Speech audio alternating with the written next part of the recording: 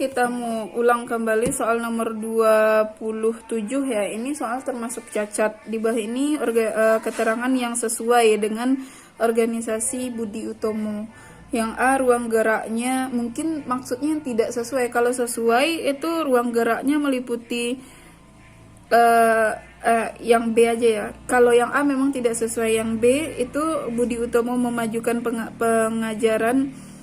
Sebenarnya soal ini serba salah ya. Dia yang sesuainya ada 3. Hari kelahiran yang C itu benar, hari kelahiran Budi Utomo diperingati hari pergerakan atau kebangkitan. Yang D, mengadakan kongres pertama di Yogyakarta, benar. Kalau kalian nggak percaya silahkan searching. Yang E, menetapkan Yogyakarta sebagai pusat organisasi, juga iya. Jadi kalau pernyataan yang sesuai yang ditanya jawabannya C, D, dan E. Kalau pernyataan yang tidak sesuai yang ditanya itu bisa A dan B. Meliput dia ruang geraknya cuma Jawa dan Madura. Kalau yang tujuannya itu memajukan pendidikan dan pengajaran yang utama. Tapi kalau kita baca ekonomi, penjabaran detailnya ekonomi ada. Jadi yang tidak sesuai itu yang mungkin soalnya mengarah kepada pernyataan yang tidak sesuai. Kalau pernyataan tidak sesuai jawabannya yang A. Ruang geraknya cuma Sumatera, Jawa, dan Madura. Nomor 28 pada tanggal 30 April ya sampai 2 Mei 1926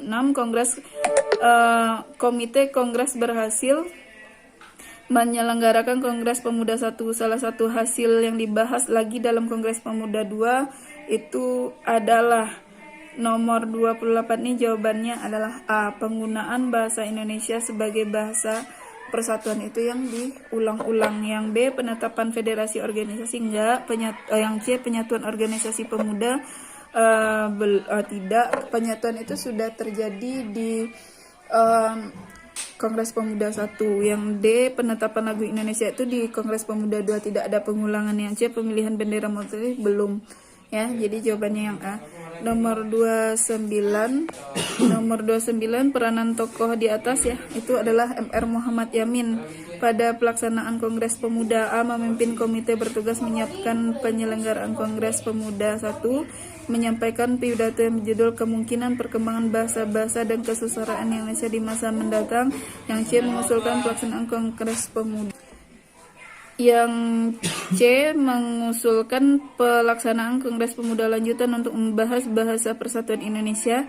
Yang D, mengusulkan perubahan nama Jong Indonesia menjadi Pemuda Indonesia. Atau E, Ketua Kongres Pemuda 2. Jawabannya nomor 29 itu yang B, kemungkinan pembangunan bahasa-bahasa dan kesusastraan Indonesia di masa yang mendatang. Jadi cikal bakal dulu Muhammad Yamin tuh inginnya bahasa nasional kita bahasa Melayu. Cuma kalau bahasa Melayu tentu itu merujuk pada etnis tertentu. Makanya orang bilang harus ada bahasa umum yang menyatukan. Makanya lahirlah dari pemikiran-pemikiran terus perundingan dan kesepakatan itu yang dinamakan dengan bahasa Indonesia.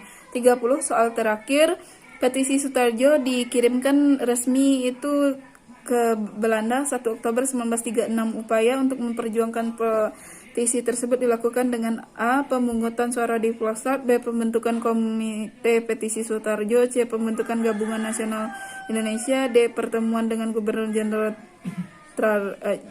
Djarda, atau E, pertemuan dengan anggota kelompok Suroso. Jawabannya langsung saja yang B, pembentukan komite petisi Sutarjo. Jadi nggak langsung aja petisi itu langsung saja Pak Sutarjo sendiri, enggak. Itu pasti ada kerjasama atau perundingan atau badannya, walaupun yang majunya adalah Sutarjo. Oke, sekian dulu pertemuan kita. Kalau ada salah-salah kata-kata maaf. Kita bertemu lagi di pertemuan selanjutnya. Dadah.